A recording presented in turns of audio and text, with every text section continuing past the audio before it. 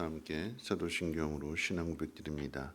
전능하사 천지를 만드신 하나님 아버지를 내가 믿사오며 그 외아들 우리 주 예수 그리스도를 믿사오니 이는 성령으로 잉태하사 동정녀 마리아에게 나시고 본디오 빌라도에게 고난을 받으사 십자가에 못 박혀 죽으시고 장사한 지 사흘 만에 죽은 자 가운데서 다시 살아나시며 하늘에 오르사 전능하신 하나님 우편에 앉아 계시다가 저리로서 산 자와 죽은 자를 심판하러 오시리라.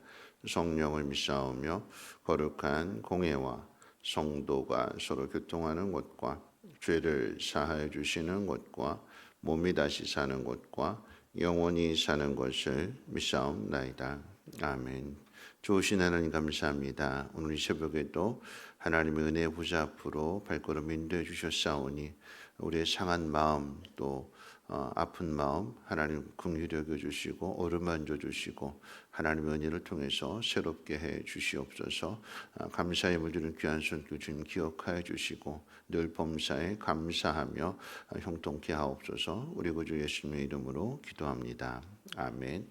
하나님 말씀 봅니다. 하나님 말씀은 마가복음 1장 오늘부터 이제 마가복음 말씀을 살펴볼 텐데요. 마가복음 1장 1절로 11절까지 보시겠습니다. 신약성경 마가복음 1장 1절로 11절까지 한 절씩 교독으로 읽겠습니다. 마가복음 1장 1절로 11절까지 한 절씩 교독으로 읽겠습니다. 하나님의 아들 예수 그리스도의 복음의 시작이라. 선지자 이사야의 글에 보라 내가 내 사자를 내 앞에 보내노니 그가 내 길을 준비하리라. 광야에 외치는 자의 소리가 있어 이르되 너희는 주의 길을 준비하라. 그의 오실 길을 곧게 하라. 기록된 것과 같이 세례 요한이 광야에 이르러 죄 사함을 받게 하는 회개의 세례를 전파하니 온 유대 지방과 예루살렘 사람이 다 나아가 자기 죄를 자복하고 요단강에서 그에게 세례를 받더라. 요한은 낙타털 옷을 입고 허리에 가죽띠를 띠고 메뚜기와 석청을 먹더라. 그가 전파하여 이르되 나보다 능력 많으신 이가 내 뒤에 오시나니 나는 굽혀 그의 신발끈을 풀기도 감당하지 못하겠노라. 나는 너희에게 물로 세례를 베풀었거니와 그는 너희에게 성령으로 세례를 베푸시리라. 그때 예수께서 갈릴리 나사렛으로부터 와서 요단강에서 요한에게 세례를 받으시고 곧 물에서 올라오실새 하늘이 갈라짐과 성령이 비둘기같이 자기에게 내려오심을 보시더니 하늘로부터 소리가 나기를 너는 내 사랑하는 아들이라 내가 너를 기뻐하노라 하시니라. 아멘. 오늘부터 이제 살펴보고자 하는 이 마가복음의 말씀은요, 다른 복음서와 달리 예수 그리스도의 탄생 이야기가 없습니다. 하나님의 아들 예수 그리스도의 복음의 시작이라고 하는 선언으로 마가복음을 시작합니다. 창세기 1장 1절이 하나님이 천지를 창조하셨다라고 하는 창조의 하나님을 소개하는 선언이라고 한다면 이 마가복음 1장 1절은 인간이 망가뜨린 그 세상을 하나님의 아들 예수 그리스도가 회복하신다라고 하는 선언이라고 할 수 있습니다. 그래서 복음이 되는 거죠. 세상을 만드신 하나님이 그 아들을 보내서 인간이 망가뜨린 세상을 그리고 그 인간을 구원하신다라고 하는 것이 복음의 내용입니다. 예수님이 이 땅에 오셔서 우리를 구원하신다는 내용은 마가복음의 저자이기도 한 마가의 인생을 통해서도 분명하게 나타납니다. 오늘 이제 마가의 인생을 한번 생각해 볼 텐데요. 마가의 인생 가운데 어떻게 복음이 나타나는지를 생각하게 될 때에 마가는 예수님의 제자가 아니었습니다. 그러니까 부름받은 제자가 아니었고 마가는 바나바의 조카로서 바울이 이제 1차 선교 여행을 갈 당시에 바나바와 함께 이제 동참하게 된 인물이고요. 물론 이제 구약 더 배경으로 올라가게 되면 그 마가의 어머니가 자신의 집을 내어주게 되고 제자들이 모였던 그 마가의 다락방이 바로 이제 그 마가의 집이 되는 거죠. 뒤에 가서 이제 마가의 인물을 소개하게 될 때에 마가의 어머니 이야기를 하지 않고 마가를 이야기하는 것은 그 마가가 뒤에 가서 중심 인물이 되기 때문에 그러합니다. 바울이 바나바와 함께 1차 선교 여행을 가게 될 때에 이 마가도 함께 데려가게 되었는데, 근데 이제 그 중간에 이 마가가 그만두고 돌아가게 되는 거죠. 예루살렘으로 돌아갑니다. 끝까지 함께 하기로 했다가 갑자기 중간에 그만두게 되면 일의 차질이 빚어지게 되는 것은 당연합니다. 예를 들어서 뭐 세 사람이 하던 일을 한 사람이 빠져나가게 되면 두 사람이 하게 되니까 일이 버거운 것도 사실이지만, 중간에 가게 되면 그 사람과의 관계 속에서 실망감, 배신감은 이루 말할 수 없을 것입니다. 바울은 이 일로 분명하게 마음이 상했어요. 그래서 2차 선교 여행을 다시 가게 될 때에 마가가 자신도 데려가 달라고 이야기하는 것을 반대하죠. 안 데려갑니다. 자신에게는 은인과도 같은 그런 바나바와 싸워가면서까지 갈라설 정도로 마음이 단단히 상해서 마가를 데려가지 않습니다. 그런데 그런 마가가 변화되죠. 이 마가가 어떻게 변화되었느냐 말씀을 통해서 확인하게 되면 이제 디모데후서 4장 9절 11절에 보면 바울이 늙고 이제 병든 채로 감옥에 갇혀서 죽을 날을 기다리게 될 때에 디모데에게 마가를 데려올 것을 부탁하면서 그가 나의 일에 유익하다라고 하는 말을 합니다. 그러니까 마가가 달라졌다라고 하는 이야기이고 바울과의 관계도 회복됐다라고 하는 이야기입니다. 마가가 어떻게 달라졌을까요? 바나바 때문일까요? 물론 바울과 갈라서는 그런 과정 속에서 마가를 품어주고 다시 기회를 준 것은 사실이지만, 뭐 삼촌과 조카의 관계 속에서 다시 기회를 준 것도 사실이지만, 그런데 바나바는 이 선교회에서 돌아온 지 얼마 지나지 않아서 죽습니다. 누가 이 마가를 유익한 사람으로 만들었을까요? 그 답은 베드로입니다. 베드로전서 5장 13절에 보면 베드로는 마가를 내 아들로 소개합니다. 그러니까 마가가 베드로에게 있어서는 영적 아들이 되었습니다. 디모데가 바울의 영적 아들이라고 한다면 베드로의 영적 아들은 마가였고요. 베드로가 가는 곳마다 마가가 함께 동행하게 되는 것이고, 심지어는 베드로가 보내는 그 편지도 이 마가가 대필하기도 합니다. 그 과정을 통해서 이전과는 다른 모습으로 마가가 변화되었기 때문에 베드로에게도 또한 바울에게도 유익한 사람이 된 것입니다. 이것이 예수 그리스도의 복음입니다. 힘들다고 못하겠다고 도망친 사람을 영적 아들로 또 유익한 사람으로 변화시키는 것이 복음입니다. 한동안 따뜻해서 봄이 왔다고 생각할 정도였는데 어제 그제 날씨가 제법 쌀쌀해졌습니다. 그 날씨가 이렇게 변덕을 부리는 것처럼 우리의 인생 또한 참 알 수가 없습니다. 예측했던 일들, 기대했던 일들이 이루어지지 않습니다. 날씨가 변덕을 부리는 것처럼 사람과의 관계에도 변덕이 참 심합니다. 어제 죽고 못 사는 사이가 오늘 작은 일들로 인해서 갈라지기도 하고 또 때로는 원수가 되기도 합니다. 믿는 사람들과의 관계에서도 서운하고 섭섭한 일들이 참 많이 생깁니다.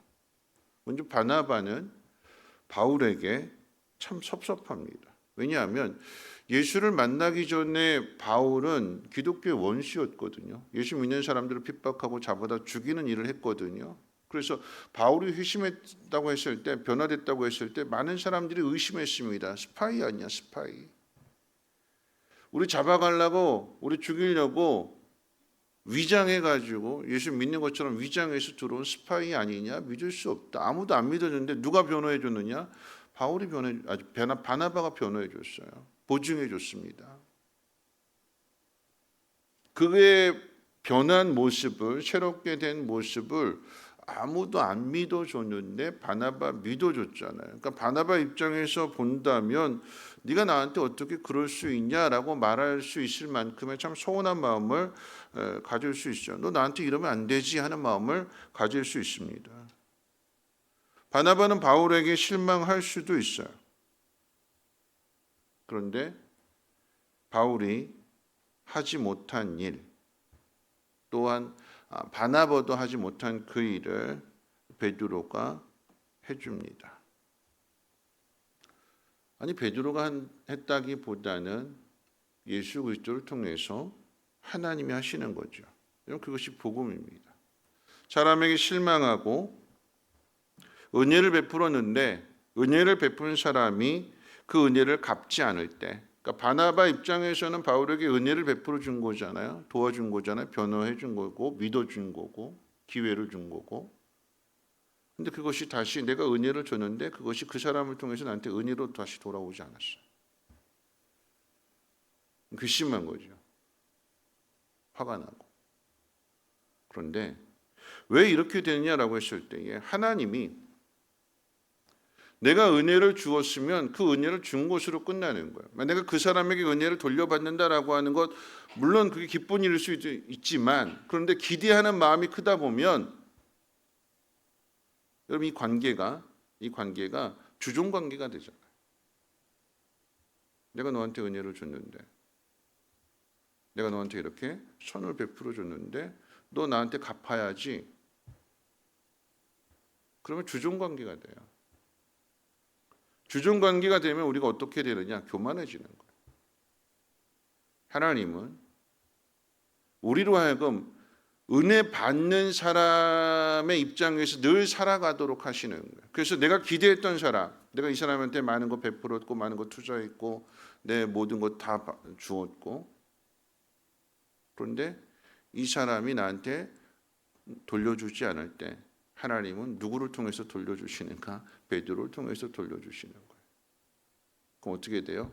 난 또 은혜 받은 사람이 되는 거죠.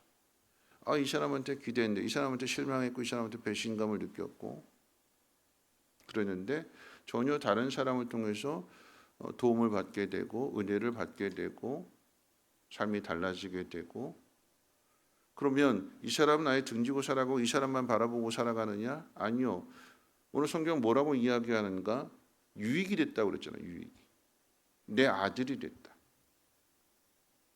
바울이 감옥에 갇혀 있을 때에 그 마가가 그 배신했던 믿어주지 않았던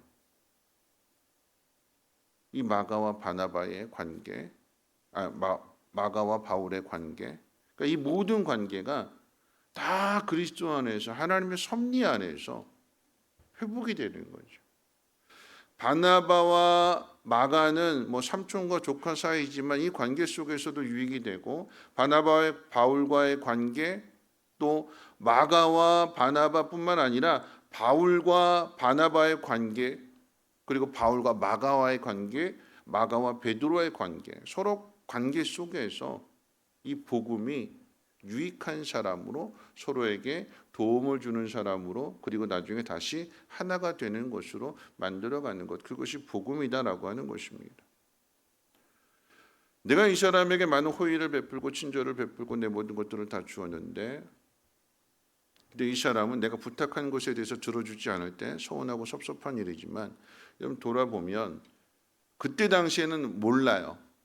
화가 나고 배신감도 느끼고 실망도 하게 되고 사람과의 관계가 이런 건가라고 생각할 수 있지만 지나고 나면 하나님이 왜 그렇게 하셨을까 하는 것들을 이해가 되는 거죠. 왜냐하면 여러분 바울은 이방인의 사도로 부름을 받은 거잖아요. 매일매일이 전투예요. 매일매일.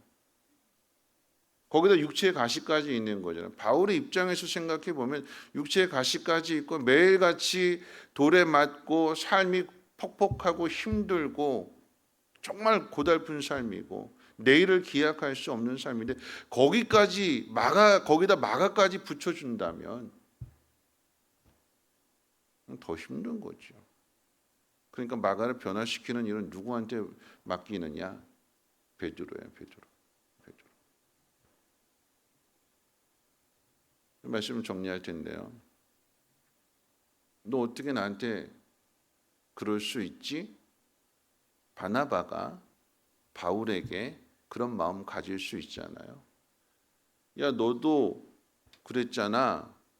근데 넌 왜 이 마가를 안 도와주니 서운한 마음 가지고 또 섭섭한 마음 가질 수 있어요. 사람이니까 그럴 수 있죠. 그런데 이 마가를 변화시키는 건 누가 변화시키냐? 베드로가 변화시킨다고 그랬잖아요. 왜 베드로일까? 왜 하나님 베드로에게 이 마가를 맡기실까요? 베드로도 만만치 않거든요. 예수님 3번이나 부인했잖아요. 그러니까 그 마음을 아는 거죠. 나는 예수님을 직접 배반했어. 예수님한테 가르쳐 주셨는데도 나 그거 듣지 않았어. 그런데 그 주님이 나를 이렇게 용서해 주셨고 변화시켜 주셨어. 걱정하지 마. 주님이 너와 동행해 주실 것이고 주님이 모든 관계를 다시 회복시켜 주실 거야. 누가 가르쳐 주는 걸까요? 베드로가 가르쳐 주는 거예요. 그럼 누가 일을 하시는 걸까요? 하나님이 하시는 거죠. 우리 일을 알 수가 없어요. 인생 참 알 수 없습니다. 사람과의 관계 참 알 수 없어요. 그런데 그곳에 하나님이 계십니다. 우리는 관계가 틀어지게 되고 오해하게 되고 실망하게 되고 낙심하게 되고 부모 자녀의 관계도 그런 거잖아요. 그런데 이 모든 것을 섭리하시는 분이 하나님이십니다. 우리가 관계를 만들어가는 것이 아니라 하나님이 우리를 변화시키시고 우리를 회복시켜 주시고 우리로 하여금 유익이 되는 삶을 살아가게 하시는 것입니다. 이게 복음이래요. 복음. 오늘 우리가 함께 찬양 드리기를 원하는 이 찬양의 가사 주만 의지해라고 하는 이 찬양의 가사 보면 이런 가사가 있습니다. 의지했던 모든 것 변해가고 억울한 마음은 커져가네. 부끄러움 없이 살고 싶은 마음 주님 아시네. 모든 일을 선으로 이겨내고 죄의 유혹을 따르지 않네. 완전한 사람 없죠. 바나바도 바울도 서로 다투고 갈라져 설 정도로. 근데 그 속에서도 하나님은 실망하지 아니하시고 선을 만들어내시는 분이 하나님이십니다. 그러니까 우리가 믿을 것은 하나님밖에 없어요. 부모와 자녀의 관계, 믿었던 사람들과의 관계, 교회 안에서의 관계까지도 하나님이 우리를 다듬으시고 회복시켜 주시고 서로에게 유익이 되는 관계로 만들어 가실 줄로 믿습니다. 우리 함께 찬양합니다. 주만 의지해.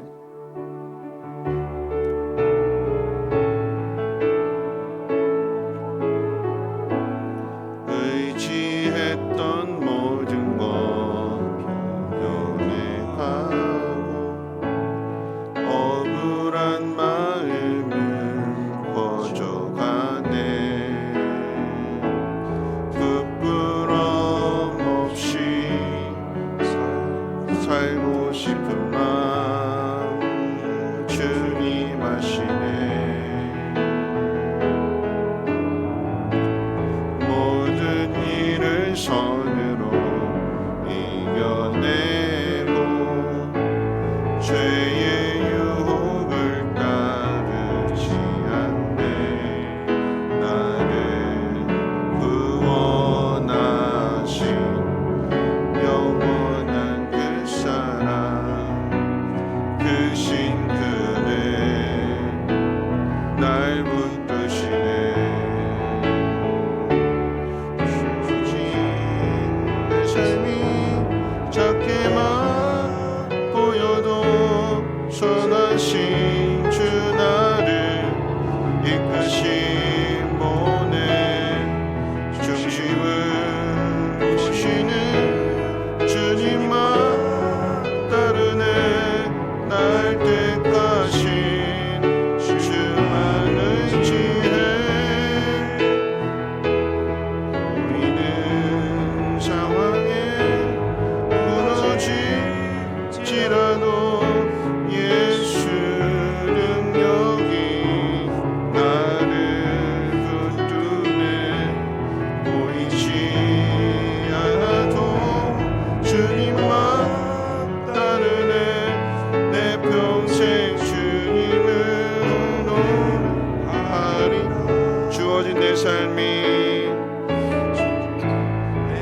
삶이 작게만 보여도 선하신 주 나를 이끄신 본의 중심을 보시는 주님만 따르네. 날 택하신 주만의 지혜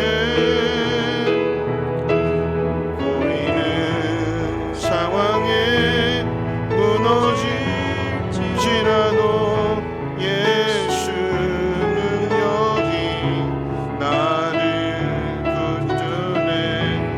보이지 않아도 주님만 따르네. 내 평생 주님을 노래하리라. 오늘 말씀 생각하면서 함께 기도하실 텐데요. 의지했던 것 모두 변해가고요. 억울한 마음은 커져간다고 그랬습니다. 내가 은혜를 주었는데 그 사람에게 돌려받지 못할 때 화가 나고 속상하고 억울하고, 그런데 하나님은 그 사람에게 받지 않고 다른 사람을 통해서 받게 하시는데 왜 그렇게 하실까요? 교만하지 말라고요. 주인 행사하지 말라고요. 우리는 늘 은혜를 받는 입장이기 때문에 은혜를 주시는 하나님 앞에서 겸손히 살라라고 하는 것입니다. 여러분, 그런데 복음은 이 모든 것이 하나가 되게 하시는 거죠. 원망이 아니라, 실망이 아니라, 원한이 아니라 서로에게 유익이 됩니다. 마가가 베드로에게 유익이 되고 베드로는 마가에게 유익이 되고, 난 너랑 같이 못 가, 안 가, 싫어 그랬던 마가가 바울에게 유익이 되어서 나에게 오라 요청하게 되는, 나를 도와달라 기꺼이 그 길을 걸어가게 되는, 누가 할까요? 하나님이 하시는 거예요. 하나님 우리의 모든 관계를 다듬어 가시고 새롭게 하시고 아름답게 만들어 가실 것입니다. 그 하나님을 믿는 믿음으로 가야 되는 것이고, 여러분, 복음은요 유익이 되는 거예요. 마가가 처음에는 안 그랬는데 나중에 변화되어서 모든 사람에게 유익이 됐던 것처럼 우리가 복음을 믿는다면, 복음이 우리 안에 있다면 우리는 누군가에게 유익이 되는 삶을 살아가야 될 것입니다. 오늘 이 시간에 기도하실 때 하나님의 은혜가 나를 새롭게 해주시고 그 은혜 속에서 내가 유익이 되는 삶을 살아가게 도와주시옵소서. 교만하지 않게 하시고 늘 겸손하게 하시고 하나님의 뜻 안에서 아름다운 일들을 보게 해 주옵소서. 부모와 자녀의 관계 속에서 내가 할 수 없는 일들, 바나바가 다 하지 못한 그 일을 베드로가 완성시켜 주소. 그래서 마가가 이 복음을 기록할 정도로 그렇게 능력을 나타냈던 것처럼 하나님 자녀들에게도 하나님 만남의 복을 통해서 변화되게 하옵시고 하나님 영광 될 수 있도록 은혜 베풀어 달라고 우리 함께 통솔 하나님 앞에 기도하도록 하겠습니다. 거룩하신 하나님 감사합니다. 하나님의 아들 예수 그리스도의 복음의 시작이라고 그랬습니다. 그 복음이 갈라지게 만들었던, 다툼의 불씨가 되었던 그 마가를 변화시켰고 예수님의 제자가 되었고